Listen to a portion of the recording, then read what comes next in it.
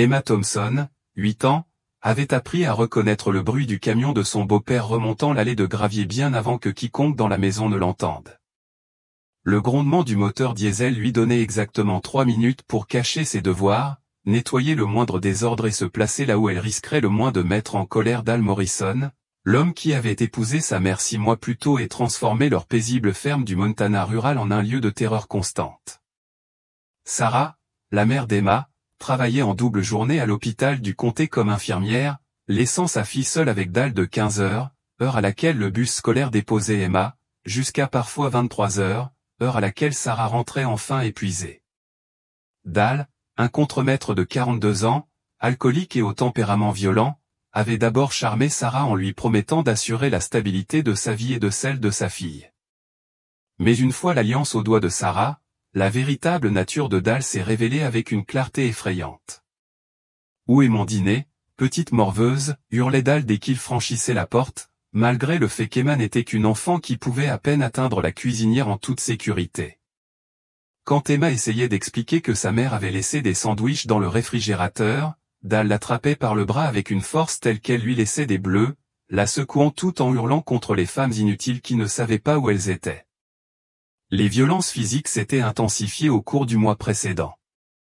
Ce qui avait commencé par des empoignades et des bousculades douloureuses s'était transformé en gifles dès qu'Emma ne bougeait pas assez vite pour se plier aux exigences de Dal.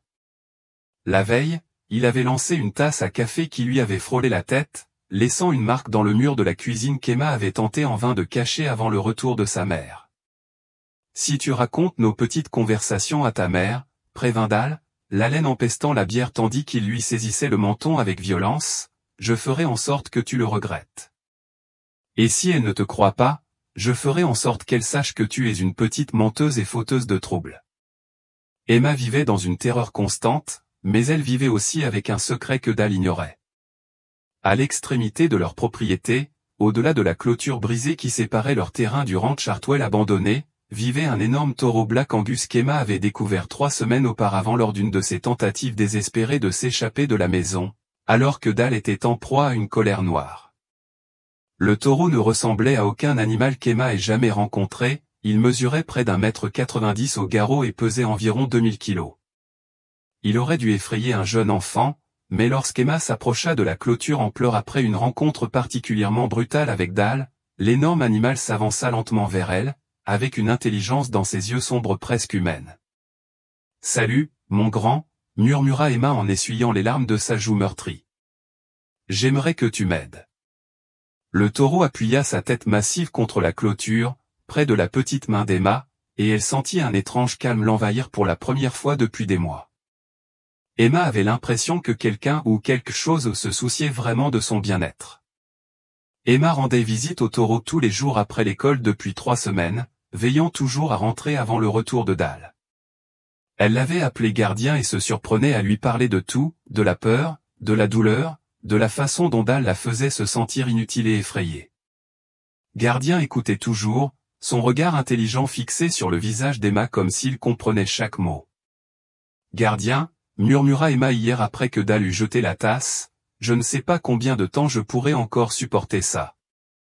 J'ai peur qu'il me fasse vraiment mal, et maman ne me croit pas quand j'essaie de lui expliquer ce qui se passe quand elle est au travail. Gardien émit un grondement sourd qui, comme Emma l'avait compris, signifiait qu'il était contrarié. Le taureau se mit à arpenter la clôture, ses sabots massifs faisant trembler le sol, et Emma remarqua que ses yeux semblaient briller d'un feu intérieur lorsqu'elle lui décrivit la cruauté de Dal. Ce qu'Emma ignorait, c'est que Gardien n'était pas un taureau ordinaire. Les éleveurs locaux racontaient des histoires à son sujet depuis des années, comment il était apparu sur une propriété abandonnée sans explication, comment il semblait savoir des choses que les animaux ne devraient pas savoir, et comment on l'avait vu dans des endroits normalement inaccessibles à un taureau. Les anciens de la région affirmaient que Gardien était un esprit protecteur, une force ancestrale qui veillait sur les innocents et les sans défense. Ils disaient qu'il pouvait sentir le mal à des kilomètres et que ceux qui s'en prenaient aux enfants sous sa protection s'exposaient à des conséquences incompréhensibles. Cet après-midi-là, alors qu'Emma était assise près de la clôture, soignant une blessure récente à l'épaule, causée par la dernière leçon de respect de Dal, Gardien semblait plus agité que jamais. L'énorme taureau regardait fixement la maison, reniflant et frappant le sol avec une intensité qui rendait Emma nerveuse. « Qu'est-ce qui ne va pas, gardien ?» demanda Emma, suivant son regard vers leur ferme. « Tu sens quelque chose ?» Gardien tourna son énorme tête vers Emma et la regarda droit dans les yeux avec une expression qui semblait dire « Ce soir, tout change ».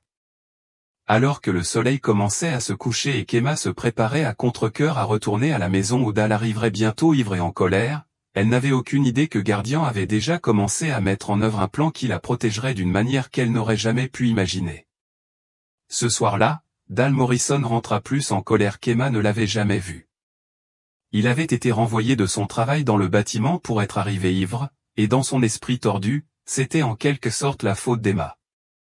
Alors qu'il franchissait la porte d'entrée en titubant à 18 heures, une odeur de whisky l'enveloppa comme un nuage toxique, et Emma recula instinctivement vers la cuisine, le cœur battant la chamade.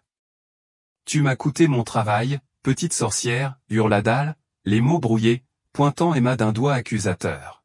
« Si je n'avais pas à rentrer à la maison et à m'occuper du gosse de ta mère tous les jours, je pourrais me concentrer sur mon travail. » Emma tenta de se rendre invisible en se pressant contre le plan de travail, mais Dal était déraisonnable. Il attrapa une cuillère en bois sur le plan de travail et la leva au-dessus de sa tête, les yeux emplis d'une rage qui promettait un sérieux coup. Emma ferma les yeux et se prépara à l'impact, mais le coup ne vint pas.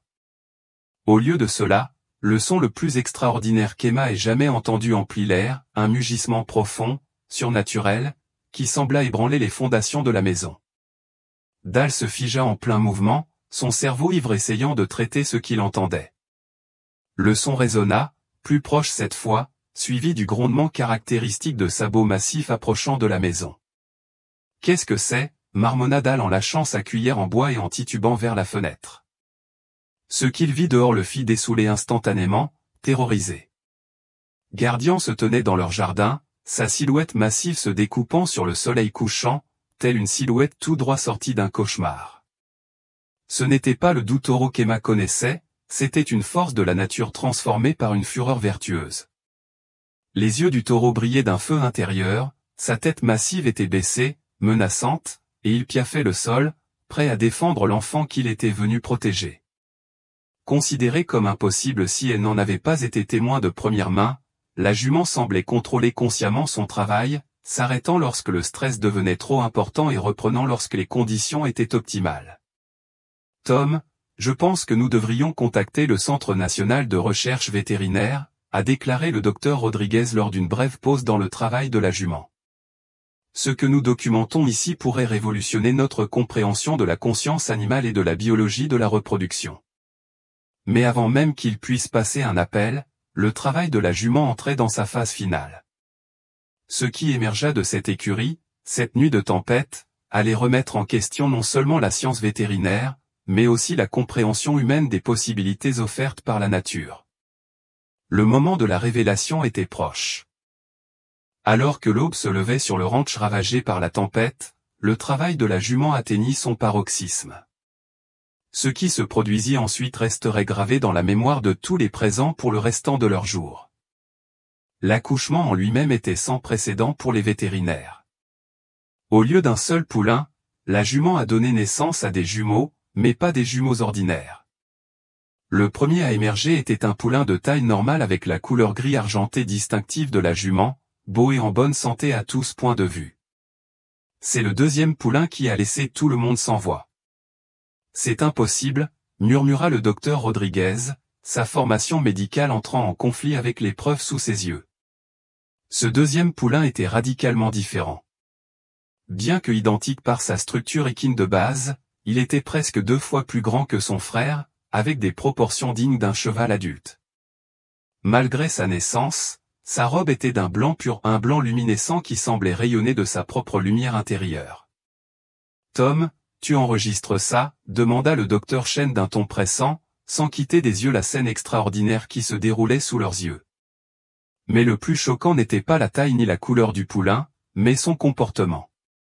Quelques minutes après sa naissance, alors que son jumeau normal peinait à se tenir debout, le poulain blanc était déjà debout, se déplaçant avec une coordination et une conscience qui défiaient toute compréhension vétérinaire du développement du nouveau-né. Le docteur Rodriguez a commencé son examen, les mains tremblantes, tandis qu'il notait ses observations. Le poulain normal présente des réactions typiques du nouveau-né, a-t-il indiqué. Il s'arrêta devant le poulain blanc. Son développement neurologique semble avancer de plusieurs mois, voire de plusieurs années.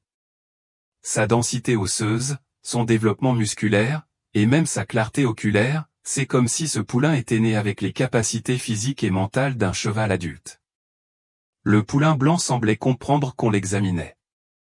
Il restait parfaitement immobile, tournant parfois la tête pour observer les gestes du vétérinaire avec ce qui ne pouvait être décrit que comme de la curiosité, plutôt que de la peur. « Regarde ses yeux », murmura Tom. « J'ai vu beaucoup de chevaux, mais jamais de tels yeux. » En effet, les yeux du poulain blanc étaient plus grands que la normale, avec une clarté cristalline qui contenait des profondeurs d'intelligence. Le docteur Chen a prélevé des échantillons de sang sur les deux poulains et a découvert quelque chose qui a fait froid dans le dos de l'équipe. Miguel, la composition sanguine du poulain blanc est complètement différente de celle de son jumeau, structure cellulaire, marqueur protéique, c'est comme s'ils n'étaient pas de la même espèce. C'est génétiquement impossible, a protesté le docteur Rodriguez. Ils proviennent de la même jument, et ont été mis bas à quelques minutes d'intervalle. Mais les preuves s'accumulaient, ils étaient témoins de quelque chose qui remettait en question les fondements même de la biologie. Pendant ce temps, la jument traitait les deux poulains de la même manière, les soignant avec la même dévotion, tout en observant les chercheurs avec une inquiétude protectrice. Nous devons contacter toutes les universités vétérinaires du pays, a déclaré le docteur Chen, les yeux rivés sur les résultats sanguins. Cela pourrait bouleverser tout ce que nous savons sur la génétique et la reproduction. Alors qu'il s'apprêtait à appeler à l'aide, le poulain blanc s'est approché de Tom, l'a regardé dans les yeux et a commencé une série de mouvements délibérés, presque linguistiques par nature, une tentative de communication. En quelques heures, le ranch de Tom était devenu le centre d'une enquête scientifique sans précédent. Le docteur Elena Vasquez de l'UC Davis arriva la première, suivi du docteur James Patterson de Cornell et du docteur Lisa Wang, généticienne du NIH. Messieurs, a annoncé le docteur Vasquez, nous sommes confrontés ici à la découverte biologique la plus importante de notre époque. Ces marqueurs génétiques ne correspondent à aucune séquence d'ADN et qu'inconnue. Les tests du docteur Patterson ont confirmé que le poulain normal était typique à tous égards, tandis que le poulain blanc présentait des séquences génétiques améliorées ou des modifications intentionnelles nécessitant une technologie inconnue. Le docteur Wang a ajouté, ce ne sont pas des mutations, ce sont des modifications génétiques organisées que nous ne disposons pas de la technologie nécessaire pour créer.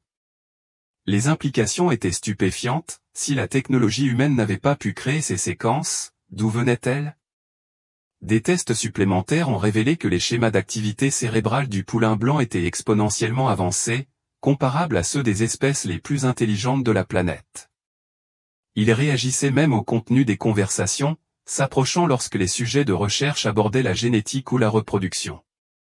Ce niveau de compréhension chez un nouveau-né est impossible, a déclaré le docteur Patterson, bien que les preuves soient indéniables. Le soir venu, Tom se sentit obligé de partager ses propres expériences. Il révéla des semaines d'activités étranges autour du ranch, des lumières inexpliquées dans le ciel, des interférences électromagnétiques avec son équipement et les apparitions répétées et lointaines de la jument, toujours aux aguets. « Elle n'est pas entrée dans ma grange », a déclaré Tom aux scientifiques rassemblés. « Je l'ai vue pendant des semaines, toujours à distance, toujours en train d'étudier. » Sa révélation a provoqué une onde de choc au sein de l'équipe, suggérant que cette naissance extraordinaire faisait partie de quelque chose de bien plus grand et de bien plus intentionnel que ce qu'ils avaient imaginé. Grand-mère Rose murmura avec urgence, tentant d'éloigner sa petite fille de ce qui semblait être un danger certain. Mais Emma résista doucement, ses sens aiguisés détectant des couches d'informations que les autres ne pouvaient percevoir. Sous l'agressivité de Diablo, elle entendit la respiration rapide et superficielle d'une créature en détresse. Son corps massif tremblait, non pas de rage, mais d'épuisement et de peur. Plus important encore, Emma sentit la profonde solitude qui émanait du taureau, telle la chaleur d'une fournaise. « Il n'est pas en colère, grand-mère, dit doucement Emma, sa voix emplie de cette confiance tranquille qui avait toujours émerveillé les adultes. Il est effrayé, blessé et seul, comme les animaux que nous avons aidés auparavant, mais en plus grand. Emma commença à avancer lentement vers la clôture qui les séparait de Diablo. Ses mains tendues devant elle pour se déplacer en toute sécurité, tandis que son Wi-Fi captait chaque son émis par le taureau. Les grognements de Diablo s'intensifiaient à mesure qu'elle approchait, mais Emma remarqua quelque chose que grand-mère Rose ne pouvait pas remarquer, son attitude agressive s'accompagnait de pas en arrière, suggérant qu'il avait plus peur d'elle qu'elle de lui. Doucement, mon grand, dit Emma du même ton doux qu'elle employait avec les chiens et les chats effrayés. Je ne suis pas là pour te faire du mal. Je veux juste comprendre pourquoi tu es si triste. Diablo cessa sa retraite et resta parfaitement immobile, sa tête massive penchée comme s'il essayait de comprendre le petit humain qui ne manifestait aucune peur et parlait avec une gentillesse si sincère. Pour la première fois depuis son évasion du ranch Morrison, quelqu'un s'adressait à lui avec respect plutôt qu'avec peur ou agressivité. Emma atteignit la clôture et resta silencieuse, laissant Diablo l'observer tandis qu'elle utilisait ses sens extraordinaires pour recueillir des informations sur son état émotionnel. Elle sentait les hormones du stress dans son souffle, sentait les vibrations du sol provoquées par ses muscles tremblants et, surtout, entendait les subtils changements dans ses vocalisations, révélant une créature en quête de compréhension. « Ta maison te manque, n'est-ce pas ?» murmura Emma. « Il s'est passé quelque chose de grave, et maintenant tout le monde a peur de toi, alors tu ne peux plus faire confiance à personne. » Diablo fit un pas hésitant vers la clôture, son attitude agressive se transformant en quelque chose qui ressemblait davantage à de la curiosité. L'absence de contact visuel d'Emma aux conséquences inévitables de sa cécité ou élimina le défi visuel qui avait déclenché ses réactions défensives envers les autres humains. Pour la première fois depuis des mois, il interagissait avec quelqu'un qui ne représentait aucune menace visuelle. Emma fouilla dans sa poche et en sortit les tranches de pommes qu'elle avait toujours sur elle pour les chiens et les chats du quartier. Elle en déposa quelques morceaux par terre près de la clôture et recula, créant un espace sur où Diablo pourrait s'approcher s'il le souhaitait. « Je t'ai apporté quelque chose, » dit Emma. « Je sais que tu n'as probablement rien mangé de bon depuis longtemps. » Diablo étudia l'offrande avec une méfiance évidente, mais la présence patiente d'Emma et son absence totale de menace eurent peu à peu raison de son instinct défensif. Il s'approcha lentement de la clôture, renifla les tranches de pommes et les ramassa délicatement de ses lèvres étonnamment délicates. Tandis que Diablo mangeait, Emma lui parla de la magnifique campagne du Montana, du changement des saisons et de la vie paisible que Cedar Falls pourrait lui offrir s'il acceptait de l'aider à guérir. Sa voix n'exprimait ni exigence ni attente, juste une acceptation inconditionnelle dont il avait oublié l'existence. « Tu sais ce qui t'est arrivé, je crois ?» demanda Emma tandis que Diablo finissait ses pommes et la regardait avec une attention apparemment sincère. « Je crois que quelqu'un t'a tellement blessé que tu as décidé qu'il valait mieux être en colère que triste. Mais la colère, c'est juste de la tristesse sans issue. » La réponse de Diablo fut un grondement doux et bas qui ne ressemblait en rien à ses précédents beuglements agressifs. Emma sourit, reconnaissant le même bruit de contentement que font les chevaux lorsqu'ils se sentent en sécurité et appréciés. « C'est ton son joyeux, n'est-ce pas ?» dit-elle. « Je savais que tu savais être paisible. » Grand-mère Rose, observant la scène avec une stupéfaction croissante, réalisa qu'elle assistait à quelque chose d'extraordinaire. Emma ne se contentait pas d'apaiser un animal dangereux, elle communiquait avec lui dans un langage transcendant les mots et directement connecté à son cœur émotionnel. « Emma, » dit doucement grand-mère Rose, « on devrait appeler tes parents et leur dire ce qui se passe ici. » Mais Emma préparait déjà la prochaine étape du processus de guérison de Diablo. « On peut revenir demain, grand-mère ? Il a besoin de savoir que quelqu'un se soucie de lui, pas seulement aujourd'hui, mais tous les jours. » Alors qu'il s'apprêtait à partir, Diablo les suivit le long de la clôture, sa tête massive dépassant des poteaux, comme s'il hésitait à voir son nouvel ami partir. Le taureau qui avait terrorisé la communauté affichait un comportement d'attachement typique des animaux de compagnie qui disent au revoir à leur maître bien-aimé. « Ne t'inquiète pas, » lança Emma à Diablo tandis qu'il s'éloignait. « Je reviens demain, et on pourra discuter un peu plus. Tu n'as plus besoin d'être seul. » Ce soir-là, Lorsque les parents d'Emma apprirent la nouvelle de la rencontre de leur fille, leur panique fit place à la stupeur. Grand-mère Rose décrivit l'interaction paisible qu'Emma avait orchestrée. Le don d'Emma pour comprendre les animaux traumatisés s'étendait même à la créature la plus dangereuse de Cedar Falls.